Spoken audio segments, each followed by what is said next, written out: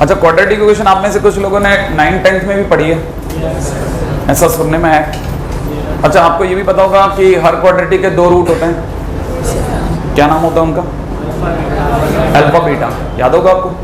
Alpha beta अगर root होते हैं तो आपको ये भी याद होगा कि हमने कुछ सम ऑफ रूट पढ़ा था, क्या कहते हैं उसे? अरे मैं तो सोचा अल्फा प्लस बीटा बोलते हैं। Alpha plus beta is equal to, अच्छा प्रोडक्ट ऑफ रूट भी देखा है, तो alpha into beta is equal to, अच्छा ये सब आपका देखा हुआ है। अच्छा, अगर कल को alpha square plus beta square निकालना हो तो याद है आपको? नहीं याद है? अल्फा प्लस बीटा का whole square minus 2 alpha beta, याद है क्या? तो हम लोग इस तरह की हरकतें भी कर चुके हैं। जो भी मतलब 10th में अपन ने जिस लेवल पे जाके देखा था, हम लोग उससे बहुत दूर जाकर के चलेंगे अब, ठीक है ना? पक्का है ना? सबसे पहले देखो, हमारी शुरुआत ही अलग तरीके से उठती है। सबसे पहले अपन जान ले पॉलिनोमियल फंक्शन के बारे में, ठीक है ना भाई? पॉलिनोमियल फंक्शन, सबसे पहले पॉलिनोमियल फंक्शन, ठीक है? पॉलिनोमियल फंक्शन के बारे में मैं आपको बताता हूं। इसकी इक्वेशन देखने के बाद ही आपको लग जाएगा कि हाँ कुछ अलग है। इसकी इक्वेशन है an x की power n plus an minus 1 x की power n minus 1 plus an minus 2 x की पावर n माइनस 2। ऐसे फिर धीरे धीरे धीरे धीरे x की डिग्री कम होती आ रही है। लास्ट में एक सीन आ रहा है जब a2 x स्क्वायर हो गया, a1 x आ गया, x की डिग्री कम होती आ रही है। लास्ट में x की डिग्री 0 ही हो गई, माने 1 हो गया, a0 रह गया। ये जो कुछ भी मैंने लिखा is polynomial function, it is polynomial function, ठीक है ना? Polynomial function. अच्छा, ये अगर पॉलिनोमियल फंक्शन है तो इसमें भी बड़ी छोटी छोटी चीजें क्लियर करके रखना। ये एक पॉलिनोमियल फंक्शन है, ये पॉलिनोमियल फंक्शन n डिग्री का है। कितने डिग्री का? n डिग्री का। तो पहला काम तो मैंने आपके सामने पॉलिनोमियल फंक्शन लिख दिया। Second, it is polynomial of n degree, ठीक है ना भाई? n डिग्री का पॉलिनोमियल है। अच्छा सर, इसमें ये an माइनस 1 ये सब क्या है? ठीक है, तीसरा क्वेश्चन जो सबसे पहले जनरेट होता है दिमाग के अंदर वो यही है कि सर इसमें जो an माइनस 1, an माइनस 2 इस तरह से जो आपने लिख दिया, ठीक है ना, ये सब क्या चीज है? मतलब a2, a1, a0 ये सब क्या है? मैंने कहा बेटा एक कोफिशिएंट है। क्या है? कोफिशिएंट, ठीक है? ये सब कोफिशिएंट है। ये जितने भी कोफिशिएंट्स हैं, ठीक है ना, ये जितने भी कोफिशिएंट हैं they all belongs to real number. याद है आपको? पहले सबसे पहले बेसिक पढ़ा होगा आपने, बेसिक में रियल नंबर बताए होंगे। हम इन्हें रियल मानते हैं ना, रियल नंबर में गिनते हैं, क्योंकि ये रियल में गिने जाते हैं, इसलिए कुछ लोग इसे रियल पॉलिनोमियल फंक्शन भी बोलते हैं, ठीक है? सबसे पहले लिख लें आप, ये लिख लो आप, है ना, क्योंकि मैं अच्छे जानता हूं आपके समझ में कुछ नहीं आया। पहले लिख लो आप, समझाना बाद में।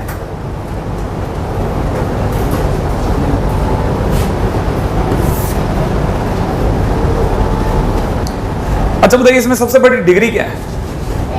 n। तो जो x की पावर n जो सबसे बड़ी डिग्री है उसका जो कोफिशिएंट होगा उसे हम लोग लीडिंग कोफिशिएंट बोलेंगे। क्या बोलेंगे? Leading coefficient. तो याद रखना, चौथी पॉइंट क्या है, इसमें जो सबसे बड़ी डिग्री है x की पावर n उसका कोफिशिएंट an है ना, वो हमारे लिए क्या कहलाएगा? Leading coefficient. तो सबसे पहले इसे लिख लेते हैं leading coefficient, it is leading coefficient. ये लीडिंग कोफिशिएंट जो है ना, ये कभी 0 नहीं होना चाहिए। ये जो लीडिंग कोफिशिएंट है ना, ये कभी 0 नहीं होना चाहिए, क्योंकि इसके लीडिंग कोफिशिएंट ही मर गया, ठीक है? तो n डिग्री की क्वेश्चन ही नहीं बचेगी, फिर ये n माइनस 1 की हो जाएगी। ये आप भी जानते हो, नहीं है? अगर भाई का अपना सरदार ही खत्म हो गया तो मामला खत्म है ना। तो इसका मतलब ये कि आपको यहाँ पता होना चाहिए कि सबसे पहले तो ये बचा रहे भाई, ये जो an है कल को यही लीड करने वाला ही खत्म हो गया तो n डिग्री कहाँ बचेगी? तो खत्म हो गया ना, ये तो 0 पड़ गया। इसके 0 पड़ते तो an x की पावर n माइनस 1 हो गया। फिर आप कैसे कहोगे मार्केट के अंदर कि x की पावर n डिग्री की क्वेश्चन है? फिर तो n माइनस 1 डिग्री की क्वेश्चन है। बात समझ में आ गई? इसका मतलब लीडिंग कोफिशिएंट हमेशा बचा रहना चाहिए, वो 0 नहीं होना चाहिए। अच्छा, अब ये सर ये गंदी सी क्वेश्चन है, इसका मतलब क्या यूज क्या है वो बताता हूं। अब इसको थोड़ा आसान करने का टाइम है, डाइल्यूट करते हैं। देखो साहब, ये जितनी भी क्वेश्चन है ना, ये बिल्कुल अर्थवॉर्म जैसी है। कैंचुआ देखा? कैंचुआ नहीं, ये बिल्कुल कैंचुए जैसी है। देखा है हम लोगों ने कभी कैंचुआ? सही, जो कभी भी मिट्टी में उतरे हैं, थोड़ा खेत वेत में गए हैं, ठीक है ना, उन्हें अच्छे से पता है कैंचुआ क्या होता है। ठीक है ना। कैंचुए की खास बात होती है पता है आपको, फार्मर्स फ्रेंड कहलाता है, पता होगा, किसान मित्र कहलाता है। लॉजिक क्या है कि इसको ऊपर वाले ने एक बड़ा गजब का काम दे रखा है, पता है क्या, मिट्टी में जाना और बाहर आना, बस पूरी जिंदगी यही करता रहता है, मिट्टी में जाता है और बाहर निकल जाता है। इस काम को करने के दौरान ये बाई चांस टनल बना देता है जमीन के अंदर से, समझ रहे हैं बात। जो टनल बनती है उसमें क्या होता है ना, क्योंकि ऊपर की मिट्टी सूख चुकी होती है और ये टनल बनाता है ना, तो उस दौरान एयर पॉकेट्स बन जाते हैं। भाई हवा आर पार भी तो जाएगी, टनल बन गई तो। और एयर पॉकेट्स में क्या होता है, ऑक्सीजन भी होती है, तो इससे मिट्टी के पास में टच में ऑक्सीजन आ जाती है। अंदर वाली मिट्टी के टच में जैसे ही ऑक्सीजन आती है तो ऑक्सीडेंट्स आ जाते हैं, ऑक्सीडेंट्स की वजह से पेड़ पौधे बने रहते हैं। सही है। तो मतलब किसान का तो दोस्त है एक तरह से, लेकिन पंगा क्या है, रहता कहाँ है, जमीन में। तो आपको पता ही होगा, जिस दिन किसान फसल वसल हटा करके दोबारा गुड़ाई करता है, गुड़ाई समझते हैं आप, मतलब दोबारा से मिट्टी खोदता है ना, वो मिट्टी तो टाइट हो गई ना भाई, सूखने के बाद टाइट हो गई, फसल आ गई, खत्म हो गई, अब वापस उसको ढीली तो करेगा ना, तो वो फावड़ा लेके दोबारा चालू होता है। तो इस दौरान जो वो फावड़े से ठक ठक ठक ठक ठक ठक खोद रहा होता है, तो जमीन के अंदर ये बेचारा कहीं बैठा होता है, हाँ या ना। अब इनका कोई जीपीआरएस तो होता नहीं कि भाई पता चल जाए कि फावड़ा चलना से पहले यहाँ दो कैंचुए हैं यार, इधर नहीं थोड़ा आगे चला ले, सही है कि नहीं। वो तो ठक ठक ठोकता है, तो एक आधी इसके भी पड़ जाती है, समझ रहे हैं बात को। लेकिन कैंचुए की खास बात होती है,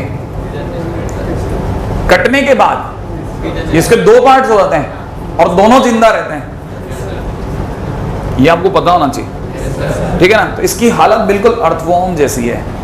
मान लो फावड़ा यहां पड़ गया तो जो पीछे का हिस्सा बच गया ये भी जिएगा, समझ रहे भाई।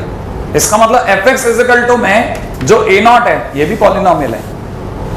मान लो फावड़ा थोड़ा आगे पड़ गया होता सर, तो ये दो रह जाते, ये भी पॉलिनोमियल ही कहलाता, समझ रहे हैं बात को, नहीं समझ में आया। यही फावड़ा अगर यहां पे पड़ गया होता तो जो तीन बच जाते वो भी पॉलिनोमियल कहलाते।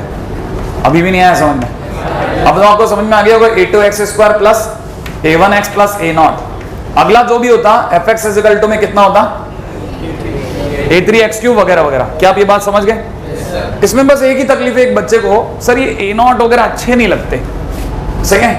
अब अच्छे नहीं लगते तो अपन तो इतना सा काम कर सकते हैं कि मेकअप कर दे मैं इनका, सही है। इसकी जगह ax प्लस b लिख देता हूं और a2 a1 और a नॉट की जगह हटा करके abc लिख देता हूं। क्या कहते हो आप, abc, पकड़ में आ गया आपको। तो अगले वाले के अंदर लिख के चलते हैं, इसको मैं लिखूंगा ax³ plus bx² plus cx plus d। सोच लिया होगा आपने, सही है ना भाई, नहीं है। तो वैसे ही अगला जो भी होगा fx equal to ax to the power 4 plus में bx³, ठीक है ना, डैश डैश प्लस e, सोच लेना, नहीं है। नेक्स्ट नंबर पे कौन आएगा, fx इक्वल टू में a to the power ax की पावर 5 bx की पावर 4 और ऐसे डैश डैश प्लस f हो जाएगा, सही कि नहीं। ये सब क्या है, ये सब के सब पॉलिनोमियल है। क्या आप ये बात समझ गए, ये सब के सब पॉलिनोमियल फंक्शन है। अब आपको पॉलिनोमियल फंक्शन उतना गंदा नहीं दिख रहा, क्या आपको ये बात समझ में आई। अगर भाई तो ऐसा है तो आप में से कई लोग अब ये भी समझ जाएं कि जब इसमें x की डिग्री 0 है, दिख रहा है ना आपको, x है ही नहीं भाई, इसमें x नहीं है ना। आप में से कई लोग कह रहे हैं है तो सही बेटा, इस साइड x नहीं है ना। अगर x नहीं है तो x की डिग्री खत्म है, तो हम इसे बोलते हैं कांस्टेंट फंक्शन। क्या बोलते हैं, ये कांस्टेंट फंक्शन है। अब क्योंकि इसमें x की डिग्री 1 है, so it is a linear function. ये क्या कहलाएगा, लीनियर फंक्शन। तो आप ये भी पकड़ गए कि इसे लीनियर फंक्शन बोलेंगे। अच्छा, इसे क्वाड्रेटिक फंक्शन बोलेंगे, सही ना भाई। इसे क्यूबिक फंक्शन, क्या ये बात समझ में आ गई। अच्छा, क्योंकि इसमें डिग्री 4 आ गई है तो इसे बाई क्वाड्रेटिक बोलते हैं। क्या बोलते हैं, बाई क्वाड्रेटिक, ठीक है ना भाई। अच्छा, इसे क्विंटिक बोलते हैं। इससे ना कि अपने को जरूरत नहीं पड़ेगी, बात समझ में आ गई आपको। तो कहने का मतलब ये कि ये सब क्या है, ये जितने भी हैं, चाहे क्वाड्रेटिक हो, चाहे क्यूबिक हो, चाहे पावर 4 हो, चाहे पावर 5 हो, ये सब हमारे लिए पॉलिनोमियल है। ये आपके समझ में आ गया होगा। अच्छा, एक एग्जांपल और भी लिखता हूं, पॉलिनोमियल फंक्शन का एक एग्जांपल लिखता हूं।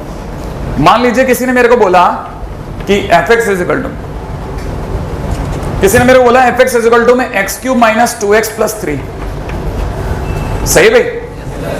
तो किसी ने मेरे से पूछा find coefficient of x square. हाँ, क्योंकि इसमें एक्स स्क्वायर का टर्म नहीं है, इसका मतलब नहीं है, इसका मतलब नहीं नहीं है नहीं समझ में, नहीं है मतलब है, इसका मतलब कितना है, 0 है तो सही पर 0 है, इसलिए आपको नहीं दिख रहा, सही है। अगर किसी ने मेरे से पूछा व्हाट इज लीडिंग कोफिशिएंट, हाँ लीडिंग कोफिशिएंट कितना है, 1। अब आपके पकड़ में आ गया भाई, यहां तक कोई प्रॉब्लम आए तो बताइए, यहां तक की बात पकड़ में आ गई, कॉपी कर लेते हैं।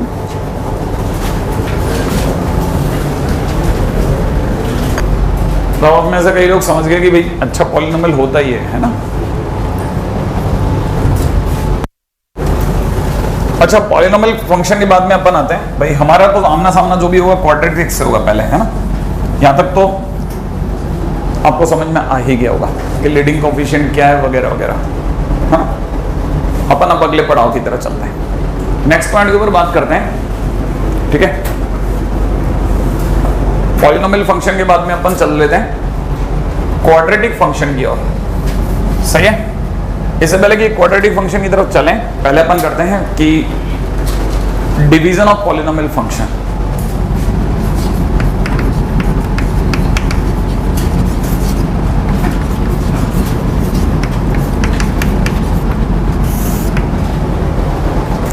डिवीजन ऑफ पॉलिनोमियल फंक्शन, हम लोग एक्चुअल में क्या है ना, पॉलिनोमियल फंक्शन को दो बिहाफ पे बांटते हैं। पहला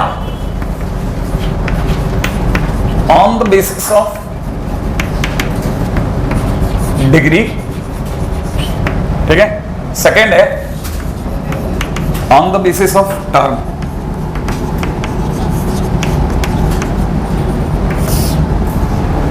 हम लोग पूरी कहानी को अब आगे जो पढ़ेंगे ना, वो दो हिस्सों में पढ़ेंगे।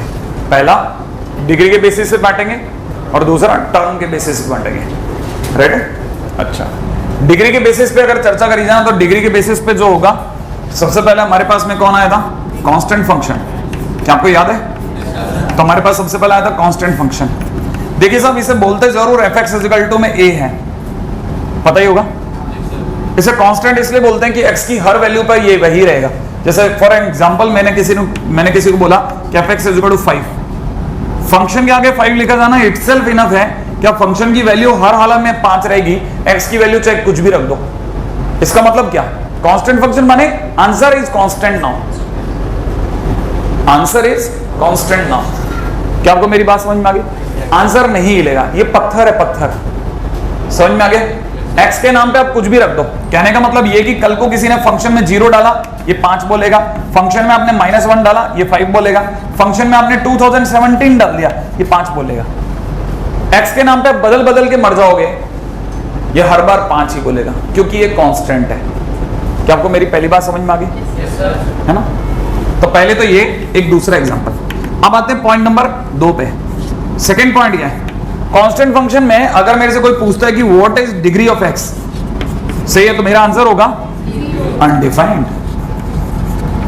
ये बड़ा इंटरेस्टिंग है। इसमें हम डिग्री कभी 0 नहीं बोलते, हम डिग्री बोलते हैं अनडिफाइंड, याद रखें, है ना। कुछ अलग सी बात है, इसको जरूर ध्यान रखना, ठीक है ना। दूसरे नंबर पे अगर देखा जाए, दूसरा नंबर पे तो बहुत ही आसान है, आप में से कई लोग जानते हैं। सेकंड नंबर पे, मतलब इसी के नीचे बी पार्ट ले रहा हूं, अगले नंबर पे कौन आएगा, लीनियर फंक्शन। और अगर किसी ने मेरे से मान लीजिए लीनियर फंक्शन में बात करी, तो मैं सबसे पहले उसके सामने एग्जांपल लगाऊंगा fx equal to ax plus b। और किसी ने मेरे से पूछा व्हाट इज डिग्री, तो डिग्री विल बी 1, सही है। कुछ एक एग्जांपल रख सकते कोई बच्चा, जैसे fx इक्वल टू, बोलिए 3x प्लस 1, श्योर है। कोई मेरे को बताएगा इसका लीडिंग कोफिशिएंट कितना है, 3, बहुत ही बढ़िया। अच्छा, अब एक और बात सुनना मेरी बात, यहां तक की बात बराबर है ना, 3x इक्वल टू 1। अच्छा, अभी इस पे नहीं चलते हैं, 1 मिनट, अगले पॉइंट से बात करते हैं, ना।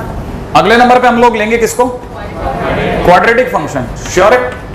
अच्छा, क्वाड्रेटिक फंक्शन की अगर बात चलेगी तो क्वाड्रेटिक फंक्शन ही है हमारा ठिकाना। तो बेसिकली हमें घूम फिर के यही आना है। पॉलिनोमियल वॉलिनोमियल तो मैं ऐसे बता रहे हैं, बस थोड़ी देर बाद अंदर चलेंगे इसमें, यही हमारे राजा का महल, ठीक है। तो fx इक्वल टू क्या है साहब, ax square plus bx plus c। इसका मेरे को सबसे पहले आप लीडिंग कोफिशिएंट बोल दो। आप leading coefficient is equal to A. बहुत ही सिंपल है ना भाई। आपको तो पता ही होगा, मैंने पहले बता रखा है ए को मरने नहीं देना, ए तो जीरो होना ही नहीं चाहिए हमारा। क्वाड्रेटिक फंक्शन में A should not be zero. Clear है यहां तक में कोई प्रॉब्लम? अच्छा, दूसरी बात, अगर सर्कल को ए जीरो हो जाए तो आपका क्या जाता है? मैंने कहा अगर let's say A is equal to zero, first of all तो ये हो गया, पहला पॉइंट खत्म। दूसरी बात, ठीक है ना, अगर मान लीजिए किसी ने मेरे को बोला कि a is equal to zero हो जाएगा तो मेरे लिए function fx is equal to क्या हो जाएगा? लीनियर फंक्शन हो जाएगा। क्या हो जाएगा? लीनियर फंक्शन हो जाएगा ना भाई। तो मैं आपके लिए बोलता हूं fx इज इक्वल टू कितना? bx plus c, that is a linear function. सही ना? इसका मतलब हम अपने क्वाड्रेटिक फंक्शन को लीनियर फंक्शन बना बैठेंगे, जो कि गलत हो जाएगा। राइट है?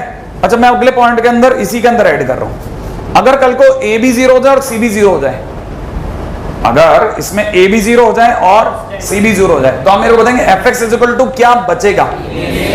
bx। राइट है? अच्छा, हमने से बताएगा bx is a linear function. Exactly, है ना? क्या नाम? लीनियर। पिछला वाला भी लीनियर, ये वाला भी लीनियर। लेकिन अब मैं एक और बात रखता हूं। अच्छा, आप में से अगर कोई मेरे को बताएगा कि fx इज इक्वल टू, जैसे मैंने x स्क्वायर लिया, सही है, अगर मैं x की जगह माइनस एक्स रखता हूं तो यहां पे भी माइनस एक्स का स्क्वायर हो जाएगा।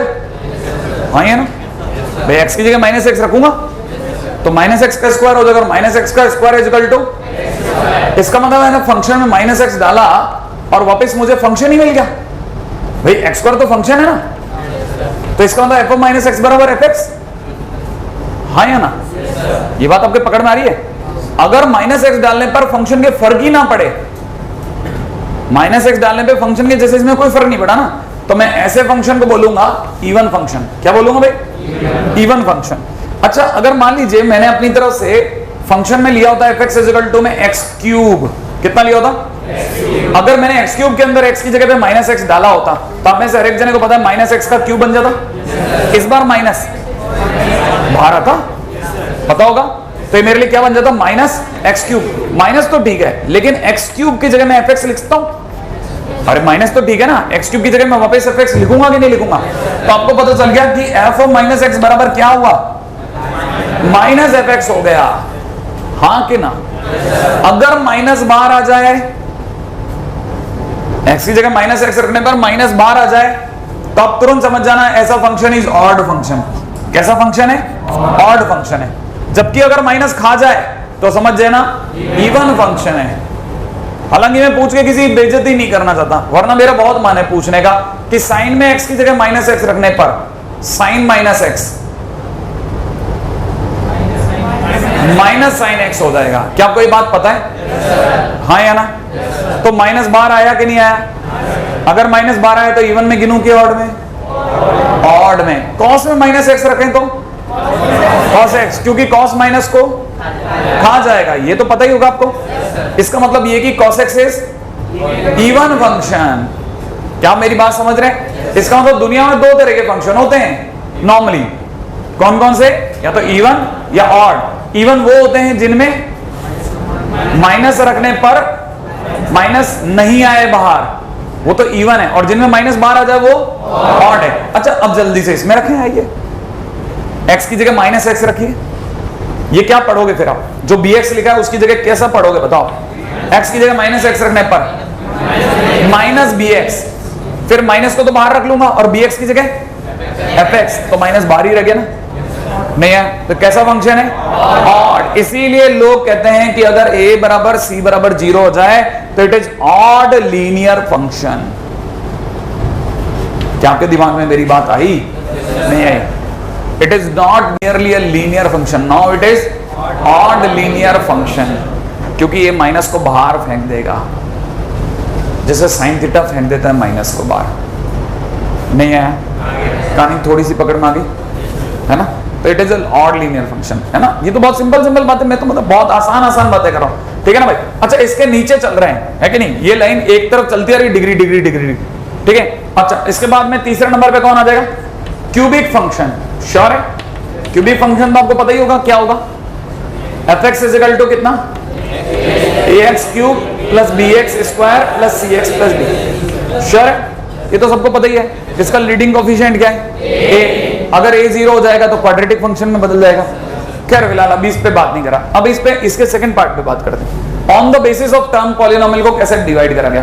भाई सीधी सी बात है, दो नाम रख दिए गए, एक का नाम पड़ा मोनोमियल, मोनोमियल सही है भाई, और दूसरे का नाम पड़ गया बाइनोमियल। गुड, दूसरे का नाम पड़ गया बाइनोमियल। अच्छा ये नोमियल, नोमियल क्या है सर? सही है, तो आपको पता चलेगा नोमियल माने टर्म, मोनोमियल का मतलब वन टर्म। सही है, तो कहने का मतलब ये कि ऑल पॉलिनोमियल माने polynomial having one term only, polynomial of one term, एक ही टर्म होना चाहिए। जैसे जैसे मैंने आपके सामने लिखा fx is equal to x cube, बताएंगे कितनी टर्म है? एक ही टर्म है, नाम है एक्स क्यूब। डिग्री से कोई मतलब नहीं है, टर्म कितनी है? एक है। यहां तक पकड़ में आ गया? अच्छा बताइए साहब, क्या आप इसे मोनोमियल मानेंगे या नहीं? मैं आपके सामने लिख रहा हूं x plus root two x, क्या ये मोनोमियल है या नहीं है? है या नहीं है? है। क्या आपको पता है क्यों है? क्योंकि अगली लाइन के अंदर कोई भी x कॉमन ले लेगा। क्या आप ये बात पकड़ गए? और अब ये एक ही टर्म है, नहीं है? इसका मतलब थोड़े लेट फैसले लेना भी ठीक रहता है कभी कभी। ठीक है, ये बात आपके समझ में आ गई? जिन्हें ये समझ में आ गया कि हाँ ये तो वन टर्म है, एक ही टर्म है, सही है। अच्छा अब अगर आपको बाइनोमियल की बात चले तो बाइनोमियल माने टू टर्म्स, ये तो बात आपको समझ में आएगी होगी। अगर भाई तो दो टर्म की बात करें तो सर दो टर्म कैसे होती है? जैसे fx इज इक्वल टू, मैंने आपके सामने लिखा x to the power 17 minus 5x to the power 3, कितने टर्म है? क्या क्या नाम है उनका? x की पावर 17 एक, और ये x की पावर 3 2। क्या आप ये बात समझ गए? दो टर्म तो दिख रही है ना। कोई मेरे को बताएगा कितने डिग्री का वो कितने डिग्री का पॉलिनोमियल है? 17 डिग्री का। बात समझ में आ गया आपको? बस मोनोमियल, बाइनोमियल, ट्राइनोमियल, ठीक है ना। उसके बाद सीधा पॉलिनोमियल, क्या लिखना? ठीक है, बस इतना लिखना काफी है। तो एक साइड में तो ये 3-4 है, उसके बाद यही है। अब फटाफट से कॉपी कर लें, लपक के आगे चलते हैं अपन।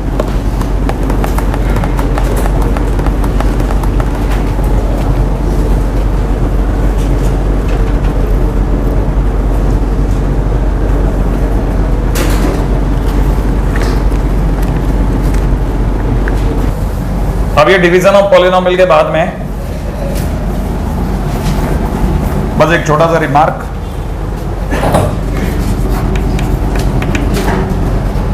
एक और चीज है जो हमारे पास में दोनों में ही नहीं आती, और उसका नाम है monic polynomial.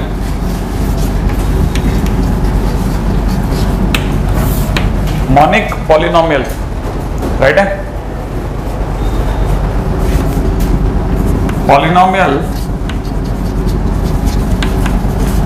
whose leading coefficient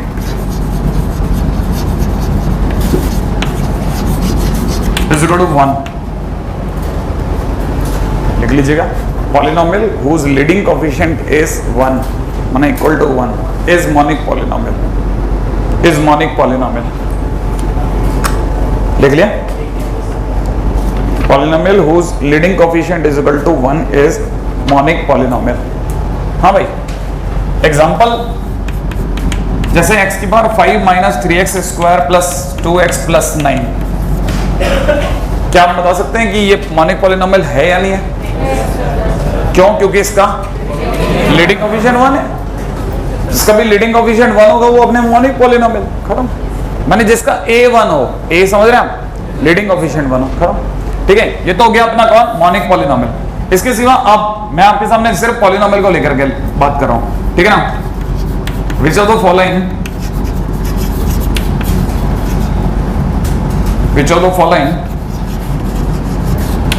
is polynomial? ठीक है ना भाई, इनमें से कौन पॉलिनोमियल है जो मैं अब आपके सामने एग्जांपल रखूंगा? पहला, ठीक है, फर्स्ट एग्जांपल है मेरे पास में x to the power 15 plus x की पावर 3 प्लस 1, ठीक है ना। सेकंड, अगला एग्जांपल है मेरे पास में x to the power 4 plus में x to the power 1/3 plus 2, सोच लिया। सी, अगला एग्जांपल ले रहा हूं मैं, ठीक है, 4x to the power 7 plus 1, ठीक है। And the last one will be last one will be x cube minus iota x plus 4। Iota सुना है ना आपने, है ना भाई? अब बताइए साहब, इनमें से कौन सा पॉलिनोमियल है? ए है, हाँ या ना? ए पॉलिनोमियल है। सेकंड नहीं है, क्योंकि x की पावर 1/3 नहीं चलेगी, याद है कि नहीं? हाँ भाई, अगला बोलो। ये है और ये नहीं है, क्योंकि इसमें आयटा अड़ गया। सही है, क्योंकि हम रियल कोफिशिएंट्स पे ही बात करते हैं, याद है? Belongs to are. a1 a2 a3 an वगैरह वगैरह सब रियल होने चाहिए, ये तो इमेजिनरी है। आयटा याद होगा, सही है ना? तो इसका मतलब ये अटक गया। अगले बात हो फ्रैक्शन, ठीक है? ये तो गया हमारे लिए कि पॉलिनोमियल को लेकर के एक सिंपल सा question, which of the following is polynomial. अच्छा, पॉलिनोमियल होने के बाद में अगले पॉइंट के ऊपर चर्चा करते हैं, ठीक है? नेक्स्ट टाइटल लेते हैं मतलब क्वाड्रेटिक फंक्शन। सही भाई, अगला टाइटल है क्वाड्रेटिक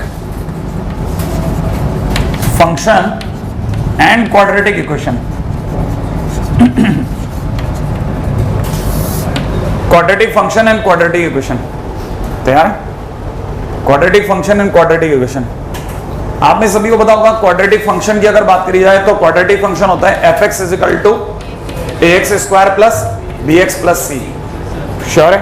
या अभी थोड़ी देर पहले ही बात हुई थी अपनी, ये क्वाड्रेटिक फंक्शन है, ठीक है ना? लिख लीजिएगा, fx = this is a quadratic function, is quadratic function, क्योंकि मेरे बताने की क्या चीज है, ये हो जाएगा आपसे, ठीक है? This is quadratic function and when, and फिर लिखेगा when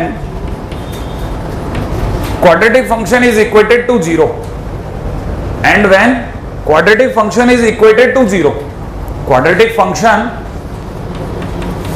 is equated to 0, it becomes quadratic equation, it becomes quadratic equation। सही है? it becomes quadratic equation। कहने का मतलब आप में से कितने लोग समझ गए कि क्वाड्रेटिक फंक्शन और इक्वेशन में फर्क क्या है? अगर इक्वल टू में कुछ नहीं है, सही है, तब तो ये फंक्शन है। और जैसे ही अगर भाई जो आपके सामने आ जाए ax² plus bx plus c = 0, तो तुरंत समझ जाना now it is quadratic equation. बात समझ में आ गई आपको? जब आप इसके सामने 0 लगा दो, तुरंत समझ जाना कि अब ये इक्वेशन बन गई, इक्वेशन बन गई, ठीक है ना? अदरवाइज फंक्शन और इक्वेशन में हमेशा फर्क रख के चलिएगा, ठीक है ना? फंक्शन और इक्वेशन में आपको पहला फर्क पता होना चाहिए। फंक्शन तब तक है जब तक fx लिखा हुआ है, और जैसे आप = 0 हो जाओ, तुरंत समझना अब इक्वेशन तैयार है। क्वाड्रेटिक की बात नहीं कर रहा, सब जगह cubic equation cubic function, by quadratic equation by quadratic function, ये आपको पता होना चाहिए। = 0 होते ही आप तुरंत समझ जाना कि अब इक्वेशन चालू हो गया, राइट है भाई? अगले पॉइंट पे बात करते हैं, अगला टाइटल ले रहे हैं हम लोग, ठीक है ना? नेक्स्ट टाइटल इज, ठीक है, जीरोज ऑफ द पॉलिनोमियल। अगला टाइटल लिखिएगा, zeros of polynomial.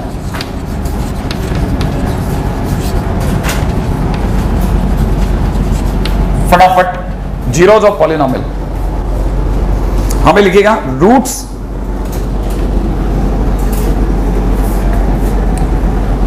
are the values, roots are the values of x, roots are the values of x, roots are the values of x which satisfies the equation, which satisfies the equation, roots are the values of x which satisfies the equation, and zeros are the values of x, and zeros are the values of x, and zeros are the values of x, zeros are the values of x for which polynomial becomes 0, and zeros are the values of x for which polynomial becomes 0।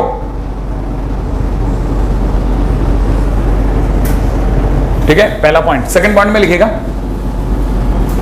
it implies that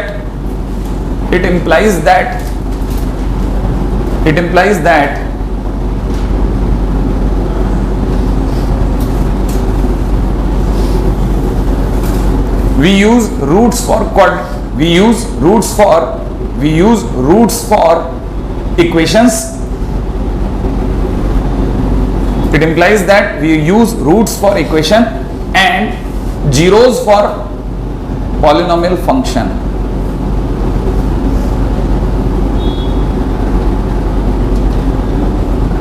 ठीक है, अच्छा जिन्हें ये बात लिख ली उसको पहले सबसे पहले मैं ये बता दूं, देख भाई ऐसा है, अभी भी अगर समझ में नहीं आते तो समझ ले, जैसे मान ले तेरे पास में लिखा है x² + 5x + 6, मान लो ये लिखा है, ठीक है ना, और दूसरी तरफ से लिखा हुआ है x² + 5x + 6 = 0।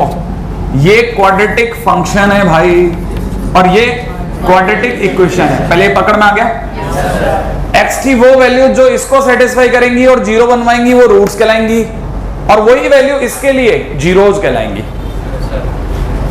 अगर आपको दोबारा सुनना है दोबारा बोलता हूं, अगर आपको पता हो तो x की वो वैल्यू जिनको रखने पर ये 0 बैठ जाएगा वो इनके लिए रूट्स हैं। जैसे मैं आपके सामने x² इसको चेंज कर रहा हूं, -5x कर रहा हूं, इसको -5x कर रहा हूं, कर दूं।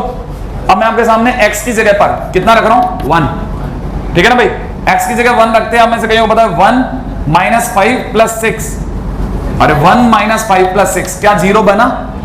नहीं बना, इसका मतलब 1 रूट नहीं है। अब मैं रखता हूं 2, रख दो भाई। अगर मैंने x = 2 रखा तो 2 रखने पे 4 - 10 + 6 क्या 0 आ गया? इसका मतलब x = 2 is root of the quadratic equation. अब मैं आपके सामने 3 रख दूं, अगर मैंने x = 3 रख दिया तो इट इज 9 - 15 + 6 क्या 0 हो गया? इसका मतलब इस क्वाड्रेटिक इक्वेशन के कितने रूट? 2 रूट, क्योंकि किसी भी इक्वेशन के उतने ही रूट होते हैं जितना डिग्री होती है ना। तो खैर एनीवे, जिन्हें पता तो बहुत बढ़िया, जिन्हें नहीं पता कोई बात नहीं। तो कहने मतलब हमारे पास में 2 डिग्री इक्वेशन, इसका मतलब 2 रूट आने थे, वो दोनों आ गए। क्या आपको बात समझ में आई? क्यों? क्योंकि इन वैल्यूज के होने पर ये 0 बन रहा है ना। अब अगर मैं भाई तो मैं यही चीज इधर भी रखता, अगर मैंने x = 2 इधर रखा होता तो मुझे पता है मेरे लिए fx = में जैसे मैं x की जगह 2 रखता ये वही 4 - 10 + 6 हो जाता, तो मेरा fx = कितना बनता? 0। सही है कि नहीं? अगर fx = 0 बनता वो उधर भी 0 बना रहा था, इधर भी 0 बना रहा है, लेकिन उधर ये कहलाता रूट, इधर कहलाएगा जीरोज। नाम में फर्क है। क्या मेरी बात समझ गए? तो सबसे पहले तो आपको ये पता होना चाहिए कि बेसिक कहां है। रूट्स का वर्ड का यूज कर रहा है, इसका मतलब क्वाड्रेटिक इक्वेशन की बात चल रही है। जीरोज का काम कर रहा है, जीरोज वर्ड का यूज कर रहा है, इसका मतलब वो फंक्शन के ऊपर चल रहा है। क्या आप ये बात समझ गए? पहली चीज कि हमारे को फंक्शन और मतलब रूट और जीरोज में कहां फर्क है, ठीक है ना। उसी प्रकार से अगर भाई जैसे मैं इसमें यहाँ पे x की जगह 2 रख रहा हूं तो f2 कॉल दूंगा, तो f2 = 0। अगर मैंने x की जगह 3 रखा होता तो f3 भी कितना आता? 0। तो मैं यहां बोलता 2, 3 are zeros of quadratic function. अच्छा, जबकि इधर क्या बोलता कि x = 2, 3 are roots of quadratic equation. बस ये बात आप और लिख लीजिए, ठीक है, ताकि आपको ध्यान रहे कि मैं क्या कहना चाहता हूं, ठीक है ना।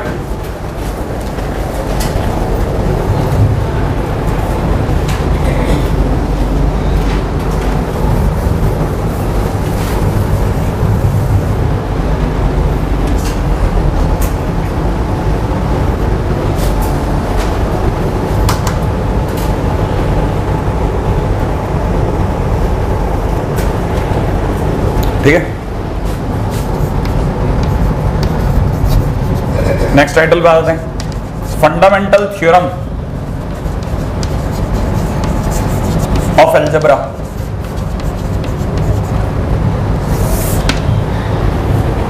Fundamental theorem of algebra.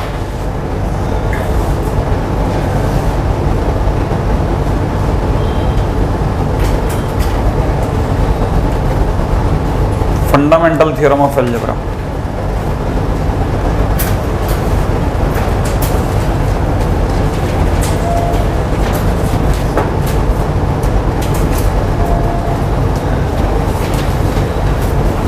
Right है, फंडामेंटल थ्योरम ऑफ अलजेब्रा।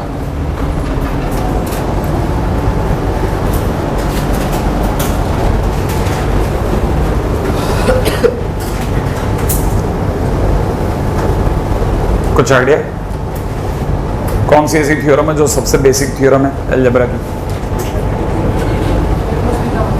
लिख लेते हैं, ठीक है, लिखेगा every n degree polynomial, every n degree polynomial function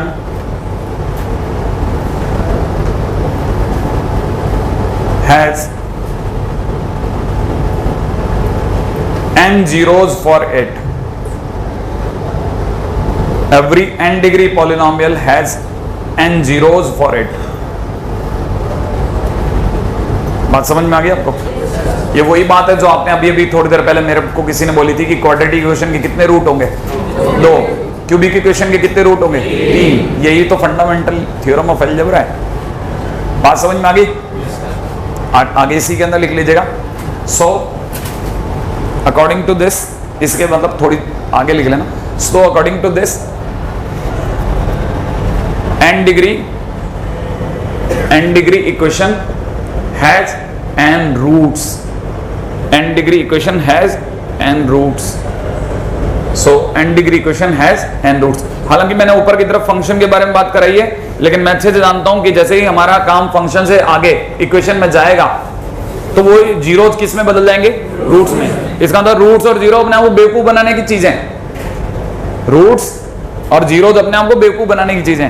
अंदर खाने में हमें पता है कि जैसे इक्वल टू जीरो होता है तो जीरो बिकम्स रूट। ये बात आपके दिमाग में मैंने भर दी है, ठीक है ना? फंडामेंटल इक्वेशन के अंदर एक एग्जांपल लगा दें, है ना? बस इतनी सी बात लिखनी है कि जैसे fx is equal to x cube minus 6x square plus 11x minus 6, ठीक है ना, हैज 3 रूट्स। क्या ये बात सही है क्या? नहीं, 3 जीरोस, क्योंकि मैंने fx लगा रखा है। नहीं आया समझ में? 3 जीरोस लिख लीजिएगा, ठीक है?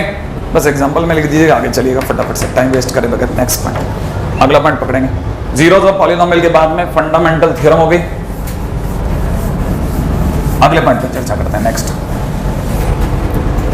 ठीक है? अगला पॉइंट है ग्राफ्स ऑफ क्वाड्रेटिक फंक्शन। करें बात, graphs of quadratic function, right है? हाँ भाई,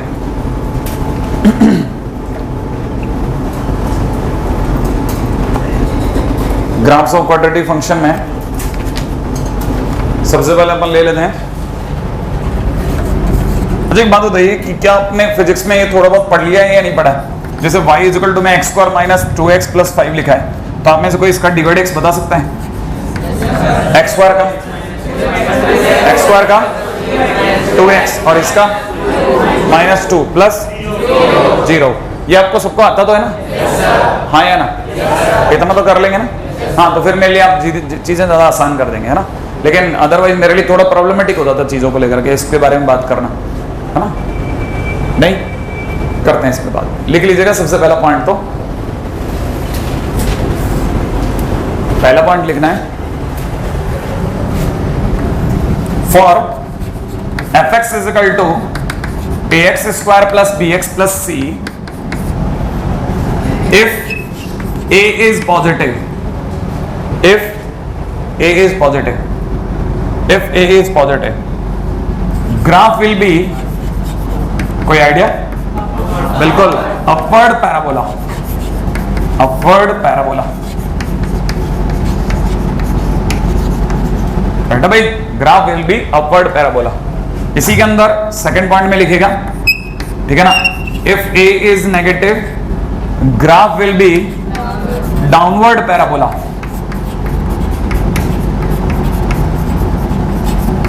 सही है?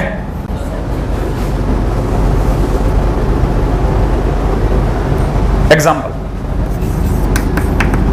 आप में से कोई मेरे को बताएगा कि अगर मैंने आपके सामने fx इज इक्वल टू, मान लीजिए लिख दिया 3x square plus 7x minus 13, सही है? इसका a कितना है? 3। पॉजिटिव है नेगेटिव? a पॉजिटिव है, दिखे आपको? a अगर पॉजिटिव है तो 100% अपवर्ड पैराबोला बनेगा। कैसा पैराबोला बनेगा? ऊपर की तरफ मुंडी कर दो, खुला हुआ, समझ रहे? Upward parabola. अगर यही बाय द वे मैं आपसे पूछूं कि fx इज इक्वल टू में किसी ने मेरे को दे रखा है minus x square plus 3x plus 7, तो आप बताएंगे इसका a कितना है? a कितना है? -1। नेगेटिव है ना? अगर नेगेटिव है तो इसका जो भी ग्राफ बनेगा कैसा बनेगा? डाउनवर्ड।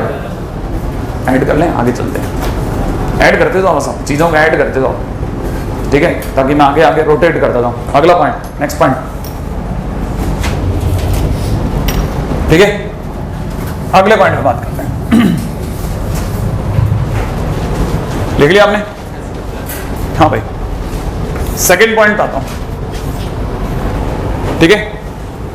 सेकंड पॉइंट, ग्राफ को सीखने के लिए सेकंड पॉइंट हमारे को जिसकी सबसे ज्यादा जरूरत है, ठीक है ना, that is vertex, vertex of quadratic function.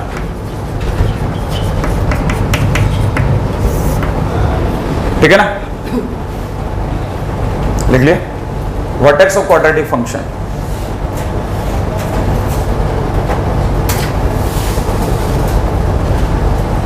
करते हैं इस पर वर्टेक्स ऑफ क्वाड्रेटिक फंक्शन, ठीक है।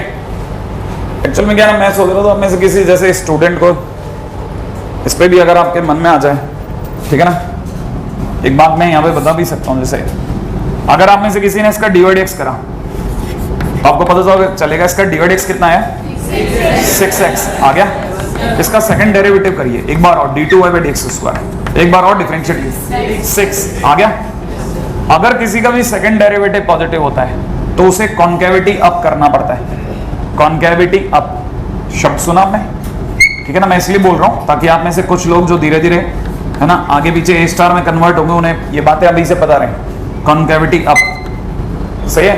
ये कॉन्केविटी अप का मतलब गरीब बच्चे की नजर में देखा जाए तो डिश एंटीना जो होता है ना, डिश एंटीना, अपने घरों के बाहर जो डिश एंटीना लगता है, ठीक है ना, ग्राफ में जब भी ऐसा कर्वेचर आता है उसकी वजह सेकंड डेरिवेटिव होती है, ठीक है, हमारे d2y/dx² होता है। इसका डिश एंटीना का जो बीच का डंडा होगा वो ऊपर की तरफ होगा। अरे डिश एंटीना नहीं देखा क्या यार, ऐसा होता है ना बाहर निकला हुआ, तो अगर देखा जाए इसका कॉन्केविटी अप है, अप। सेकंड डेरिवेटिव, अब इसका भी डिफरेंशिएशन करो, इसका d/x बोलो, -2x + 3 लिख दो भाई। आपने पिछले वाले का 7 नहीं बोला था, अरे इसके अंदर 6x + 7 भी तो आएगा ना। अच्छा, तो 6x का 6 और 7 का, चलो बढ़िया। अगले वाले इसका d/x बोलो, -2x + 3। अब दोबारा डिफरेंशिएट करो, ओनली -2। सेकंड डेरिवेटिव कैसा आया, नेगेटिव, तो कॉन्केविटी डाउन होगी, कॉन्केविटी डाउन, समझ रहे हैं आपको। इसीलिए मतलब अपवर्ड पैराबोला और डाउनवर्ड पैराबोला बनने का लॉजिक यही है, सेकंड डेरिवेटिव। समझ में आ गया, इस सब का बेसिक कारण ये है, ठीक है ना, सेकंड डेरिवेटिव है। थोड़ा थोड़ा दिमाग में अभी से भरना चालू करो आप, थोड़ा थोड़ा, एकदम नहीं, लोड नहीं दे रहा। जिसे कॉन्केविटी डाउन बोलेंगे, कॉन्केविटी डाउन। अच्छा, जिन्हें ये बात थोड़ी थोड़ी समझ में आ गई कि हाँ चलो सर सेकंड डेरिवेटिव कुछ होता होगा, एक बार पहले वो करता हूँ फिर इस पे बात करते हैं, वो पूरा लिख लेना आप एक साथ, ठीक है ना भाई। हाँ भाई, सेकंड पॉइंट पे आइए, vertex of quadratic function. Vertex का मतलब क्या होता है, वर्टेक्स का मतलब कोई भी ग्राफ या तो यूं होगा या यूं होगा, होगा भाई, या तो अपवर्ड पैराबोला होगा या डाउनवर्ड पैराबोला होगा। तो जो इसका पीक होता है, पीक समझते हैं आप, ये समझ रहे हैं आपको, जो इसका पीक होगा that is known as vertex. वो क्या कहलाएगा, वर्टेक्स। जैसे इसमें ये वर्टेक्स है, सही है। अगर भाई इसमें देखा जाए तो ये वाली साइड वर्टेक्स है, मेरी बात समझ गए आप। Vertex is the lowest point और द हाईएस्ट पॉइंट, या तो लोएस्ट पॉइंट होगा या हाईएस्ट पॉइंट होगा। क्या आप मेरी ये बात भी पकड़ गए या नहीं पकड़ पाए। अब वर्टेक्स निकालने के लिए हमारी दौड़ है, पहले सबसे पहले हमारी दौड़ किसके लिए होगी, सबसे पहले हमारी दौड़ होगी कि किस तरफ मुंडी करके बनेगा, भाई ऊपर की तरफ जाना है कि नीचे की तरफ जाना है।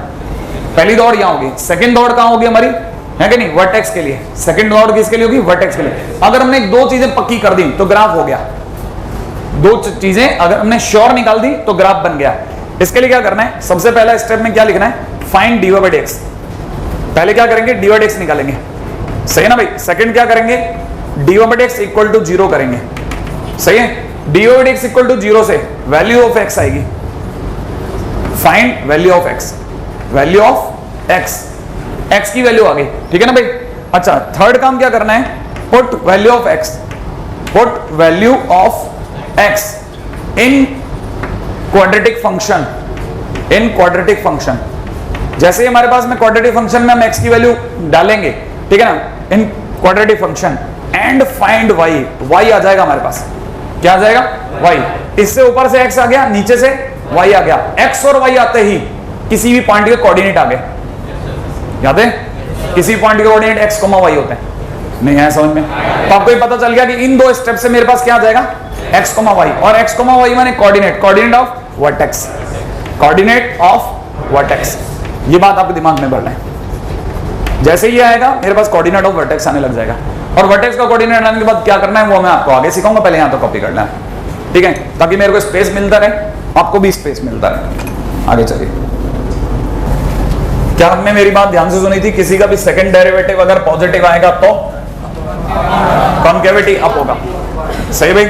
जिनको ये बात समझ में आ गई वो एक बार जरा इधर दिमाग लड़ा लें। अगर भाई जो नॉर्मल क्वाड्रेटिक फंक्शन की बात करी जाए तो नॉर्मल क्वाड्रेटिक फंक्शन ये होता है, हाँ यार, अगर आप इसका डिवाइड एक्स निकालेंगे क्या निकलेगा भाई? 2ax plus b। इसका दोबारा डिफरेंशिएशन करते हैं तो आपको पता चला क्या आ गया, 2a, सही भाई? 2a आ गया, जिसमें 2 तो हमेशा पॉजिटिव है। सारी कहानी किस पे डिपेंड कर रही है? a पर। अगर by the way a positive हुआ तो 2a पॉजिटिव हो जाएगा, अगर a भी पॉजिटिव हो गया तो 2a पूरा पॉजिटिव हो जाएगा। 2a पॉजिटिव होते ही सेकंड डेरिवेटिव पॉजिटिव हो गया, और सेकंड डेरिवेटिव पॉजिटिव होती कॉन्केविटी, इसीलिए लोग कहते हैं कि a पॉजिटिव तो कॉन्केविटी अब नहीं है। अगर कल को a नेगेटिव हो गया तो नेगेटिव इंटू पॉजिटिव नेगेटिव हो जाएगा, पूरा d2y/d² नेगेटिव हो जाएगा, और नेगेटिव होती है कॉन्केविटी। इसीलिए लोग कहते हैं कि जब a नेगेटिव होगा तो कॉन्केविटी डाउन, a पॉजिटिव होगा तो कॉन्केविटी अप, ठीक है? इसे भी रिमार्क में डालना है, क्योंकि बहुत तेजी से है ना हम लोग आपके धीरे धीरे आपकी मेमोरी को यूज करना सिखाएंगे आपको। अभी नहीं पता चल रहा आपको, हमारे पे आप छोड़ दो, आप 3-4 महीने बाद में आपकी मेमोरी कईयों की साइकिल पे आएगी।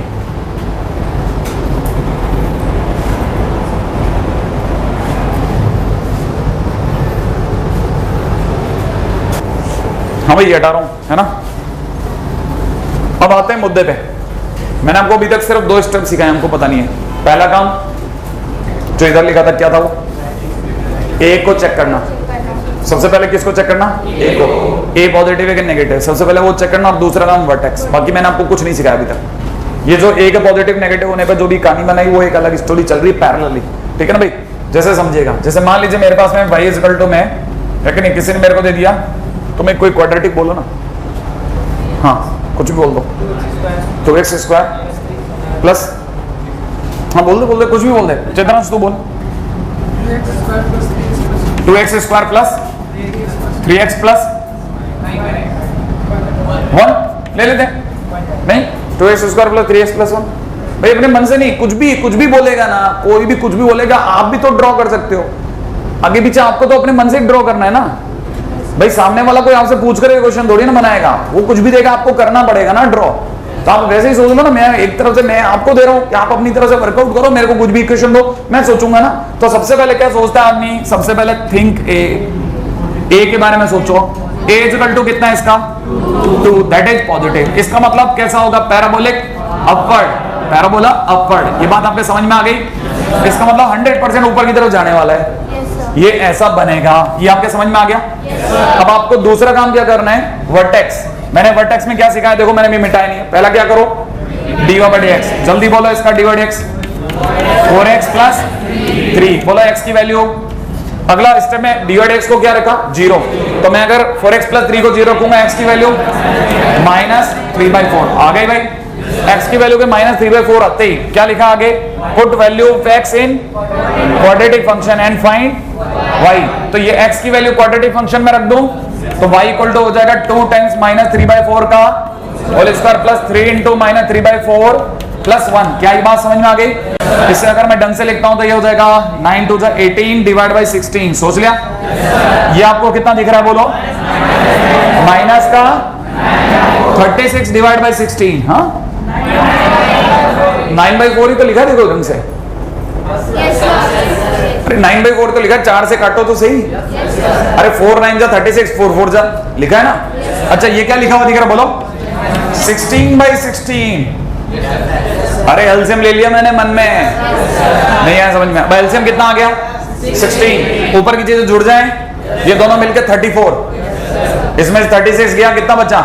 माइनस का 2/16, बोले तो माइनस का, कोई मेरे को बताएगा वर्टेक्स क्या निकला? वर्टेक्स माइनस 3/4 कॉमा माइनस का 1/8। क्या आप ये बात पकड़ गए? अगर आपको वर्टेक्स आ गया, आप में से कितने लोग जानते हैं एक्स भी नेगेटिव और वाई भी नेगेटिव? क्वाड्रेंट कौन सा? एक्स भी नेगेटिव, वाई भी नेगेटिव। जिन्हें ये बात ही पकड़ में नहीं है, डोंट वरी। आप बताओ एक्स नेगेटिव किधर? उधर कि इधर? इधर। वाई नेगेटिव ऊपर के नीचे? तो देखो इधर भी और नीचे भी यही है, नहीं है? एक्स भी नेगेटिव और वाई भी नेगेटिव यही है, नहीं है? इसका मतलब अपने को इस क्वाड्रेंट में है। अब समझो कैसे, एक्स की वैल्यू माइनस 3/4, थोड़ा 3/4 चल लूं तो यहां पे कहीं पे मेरे को माइनस का 3/4 मिल जाएगा। फिर मैं नीचे जा रहा हूं, यहां कहीं पे 1 होगा माइनस का, यहां कहीं पे माइनस हाफ होगा, थोड़ा ऊपर जाके कहीं माइनस का 1/8 होगा, नहीं है? यहां पे माइनस का 1/8 होगा। ये लाइन और ये लाइन जहां मिलेगी उस पॉइंट का नाम माइनस 3/4 कॉमा माइनस का 1/8 होगा। सही है। और उसके बाद मेरे को करना क्या है? मेरे को तो अपवर्ड पैराबोला खोल देना है। क्या आपके दिमाग में आ गया? अब मैंने अपनी तरफ से तुक्का मारना है। समझ रहे हैं बात को? हो सकता है ओरिजिन से जाए ना जाए, मुझे क्या पता जा रहा है कि नहीं। मैं तो सिर्फ अपनी तरह से बनाऊंगा। क्या आप ये बात पकड़ गए? मैंने अपनी तरह से एक ग्राफ ड्रॉ कर दिया। अब किसी बच्चे के मन में आ सकती है सर ओरिजिन से गया कि नहीं गया। मैंने कहा अभी बता देता हूं 1 मिनट में। पहले ग्राफ समझ में आ गया? ग्राफ ऑलमोस्ट 99% तैयार है, सिवाय 1% जो बच्चे के मन में आया ओरिजिन से गया कि नहीं गया। मैंने कहा आप मुझे बताइए इस लाइन को क्या कहते हैं? वाई एक्सिस कहते हैं कि नहीं? वाई एक्सिस मतलब x is equal to 0, put x is equal to 0 in the function. Function क्या है सर? ये y, यही फंक्शन है। fx is equal to 2x² plus 3x plus 1। बताओ x की जगह 0 रखता हूं तो 1 आया। इसका मतलब x इज इक्वल टू 0 माने इस लाइन पर ये किसको काटता हुआ गया? 1 को। उल्टा हमने तो फिर भी थोड़ी बहुत इसकी इज्जत रख ली, थोड़ा ओरिजिन से अच्छा खासा ऊपर होना था। नहीं समझ में आया? ये 1 को कट मारता हुआ गया है, ये जगह पे 1 है। नहीं आया समझ में? माने ये वाला पॉइंट 0,1 है। अभी भी नहीं आ रहा? अगर ये आया तो इस साइड में भी बना देंगे ऐसा कैसा थोड़ा बहुत। क्या आप ये बात पकड़ गए? सही है। ग्राफ तैयार है बिल्कुल, ठीक है।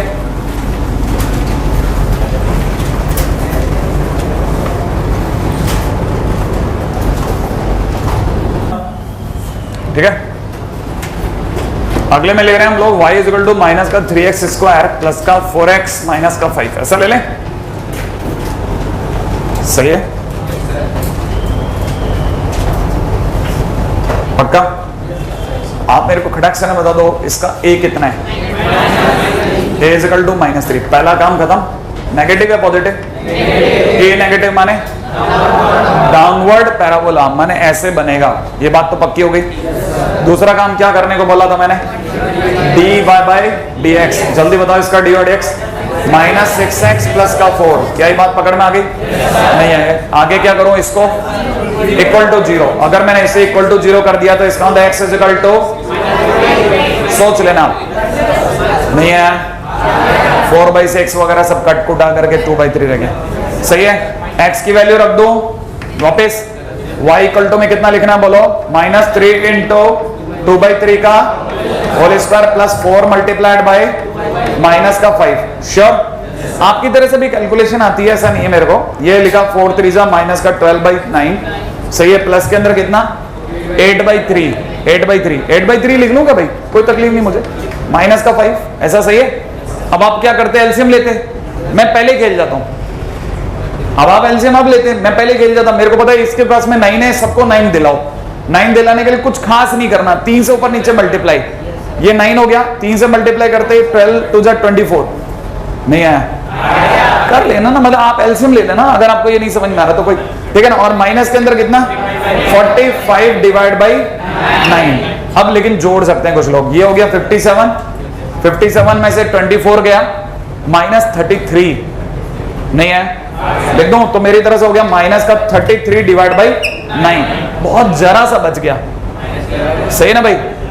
बहुत जरा सा। अच्छा और भी कम कर सकता हूं क्या? ये कह रहे हैं माइनस का 11/3। सही भाई, 3 से और डिवाइड, तो माइनस का 11/3, ऑलमोस्ट 3 पॉइंट समथिंग। हाँ है ना भाई, अगर 12 होता तो अपन 4 ही लगा देते। मैंने कहा जरा सा बच गया, क्या रहने दे। हमारे पास में फाइनली वर्टेक्स क्या है ये तो बताया नहीं आपने, 2/3 कॉमा माइनस का 11/3, ये बात पकड़ में आ गई। क्वाड्रेंट सिस्टम में आ जाते हैं, लिख लें भाई। अच्छा बताइए, ये 2/3 प्लस का है, y x पॉजिटिव है, दिख रहा है x पॉजिटिव, माने इस रेखा पर यूं चलूं, माइनस का 11/3 के लिए नीचे आऊं, क्वाड्रेंट बोलो 4, ये तो पता चल गया। तो मैं 2/3 तो मुझे बहुत क्लोज ही मिल जाएगा, यहां कहीं 2/3 होगा ऑलमोस्ट 1 के आसपास, और 11/3 बहुत काफी नीचे होगा, यहां कहीं लिखना भाई माइनस का 11/3 श्योर, और इन दोनों को मिला लेते हैं। तो ये पॉइंट मुझे मिल गया साहब, ये वर्टेक्स है। अच्छा बताइए, डाउनवर्ड क्या अपवर्ड? डाउनवर्ड, मतलब ये कि ये और नीचे चला जाएगा। हाँ जाने दो ना, क्या जा रहा है आपके घर से क्या जा रहा है, जाने दो इसे, नहीं आया समझ में, ये ऐसा। तो आपको ये ग्राफ बनाना आ गया। अब की बात, आप तो अच्छा खासा नीचे बनाना, आप ऊपर का बनाना ही नहीं ना, आप तो ऐसे बनाना, आ गया समझ में। आप तो ग्राफ अच्छा खासा सारा नीचे दिखा देना, कहानी पकड़ में आ गई। तो ये हमारे लिए ग्राफ है। अच्छा अच्छा, आप में से किसी को अगर मैं बोर्ड पे बुलाऊं और मैं आपसे पूछूं कि बेटा मेरे को बता दे वो 2 जगह जहां पे इस ग्राफ ने एक्स एक्सिस को कट किया, क्या आप मेरे को बता सकते हैं इस ग्राफ पे वो 2 जगह जहां एक्स एक्सिस कट किया? कौन बता सकता है? नहीं, कौन बता सकता है कि यहां बोर्ड पे आके बताना है कि सर ये देखो ये टच किया, यहां कट किया, कौन बताएगा? बोर्ड पे आके बताना है, नंदन बता देगा कहां कट किया एक्स एक्सिस पे। मेरा क्वेश्चन बहुत सिंपल है, मेरा क्वेश्चन ये है, जैसा मैं आपसे कह रहा हूं कि बेटा ये बताना है तेरे को आकर के कि ये लाइन को इस लाइन ने कहां कट किया, तो मेरे को तेरे को बुलाओगे, मैं कहूंगी यहां कट किया, यहां नहीं है। अब मैं आपसे पूछ रहा हूं ये ग्राफ ने एक्स एक्सिस को कहां कट किया, कौन कौन बता सकता है? बता सकता बोर्ड पे आकर के? नंदन बताएगा? अरे माइनस वाले नहीं, कहां कट किया छू के बताना, ऐसे मार्क कर देना, मैं चौक दे दूंगा, बता दे। हाँ बताना है तो बता देना फटाफट से, ठीक है। देखें ये बता रही है ना, देखो अपने को पता चल जाएगा। हाँ तो ये हम बता देना, मार्क कर देना इसको। हाँ बस एक तो ये और एक ये वाला पॉइंट, ठीक है। ये देखो इसने सही लगाया क्या मार्क, एक तो ये रहा, हाँ या ना, और एक ये रहा। अच्छा आप में से सभी ने मेरी इस बकवास के अंदर एक बात तो समझी होगी कि मैंने वो 2 पॉइंट बताइए जहां इसने कट किया, तो आपको दिख रहे थे ना, यहां पर और यहां पर जो चीज दिख रही है माने रियल है, हाँ कि ना?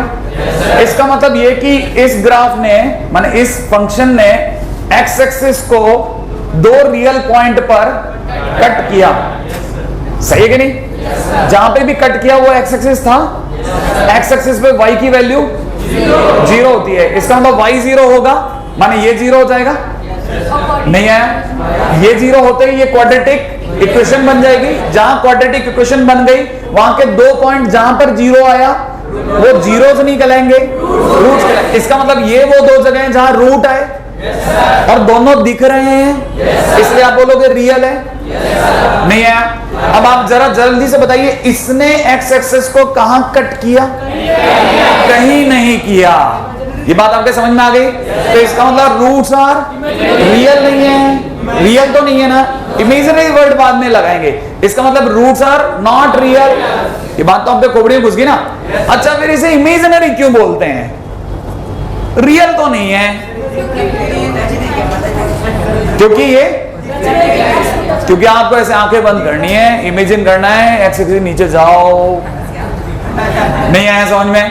थोड़ी देर बाद एक्स एक्सिस नीचे जाने लगेगा, अरे एक्स एक्सिस इमेजिन करना है, एक्सिस नीचे जा रहा है, अरे जा गया, तो थोड़ी देर बाद क्या होगा, ये नीचे आएगा मन में, वाकई में तो आएगा नहीं ना, वाकई में तो ये यहाँ है, लेकिन इमेजिनेशन में तो नीचे आ सकता है। थोड़ी देर बाद में ये यहाँ आएगा कि नहीं आएगा? आते ही आप कह दोगे अब 2 रूट दिख गए, लेकिन कहां दिखे? इमेजिनेशन में, इसलिए roots are imaginary not real, वाकई में तो दिख नहीं रहे, सही कि नहीं? तो roots are imaginary because they are not real. Clear है ना? अब आप समझ गए रूट्स आर रियल, सही कि नहीं? अच्छा मैं ऐसे ही बस आपको वाइंड अप कर रहा हूं, अगर मान लो ये ग्राफ होता, बताओ अब अगर मैं ये इस तरह से होता, देख रहे हैं आप, ये ग्राफ होता, अब मैं आपसे पूछता, बताओ कहां कट किया? इस पॉइंट पर, हाँ या ना? रियल या इमेजिनरी? रियल। तो कहने मतलब ये कि ऐसा केस में भी रियल, दो जगह पक्का काट जाए तो भी रियल, लेकिन नहीं काटे तो इमेजिनरी। अच्छा, जिनको ये दिख रहा है, जिनको ये दिख रहा है, वाइंड अप है ना, जिनको ये दिख रहा है वो मुझे एक बात बताएं, कल के दिन पे आपको एक सेकंड आप काम करके लाएंगे। अब एक तो आप मेरे को ग्राफ बना के दिखा के देंगे x² + x + 1 का, और दूसरा आप मेरे को ग्राफ बना के देंगे y = में -2x² + 4x + 3। श्योर, कल आप मेरे को ये बना के लाएंगे, ठीक है ना भाई?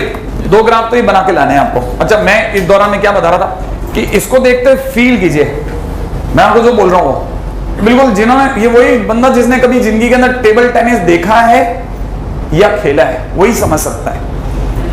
देखा है या खेला है, दोनों में से कोई भी केस है। उन्होंने, जिन्होंने खेला है या देखा है वो जानते हैं एक वर्ड होता है स्मैश। अगर वे कस करके स्मैश करता है ना, खटाक, है कि नहीं, तो टेबल पे ऐसी आवाज नहीं आती टकराने पर, खटाक नहीं आती आवाज, खटखट। ध्यान से सुनना आप, आवाज खटाक नहीं आती, कैसी आवाज है? खटखट। इसी जगह पर खटखट। हाँ, तो यहाँ दो हैं, यहाँ 2 पॉइंट हैं, खटखट, वो एक ही जगह पे हैं। नहीं आया समझ में? वो 2 पॉइंट एक ही जगह पे हैं। समझ में आया आपको? इसीलिए इसे इक्वल रूट्स कहते हैं, रूट्स हैं, वो दोनों एक ही जगह हैं, लेकिन क्योंकि 2 आवाजें आती है, ध्यान से सुनोगे तब पता चलेगा।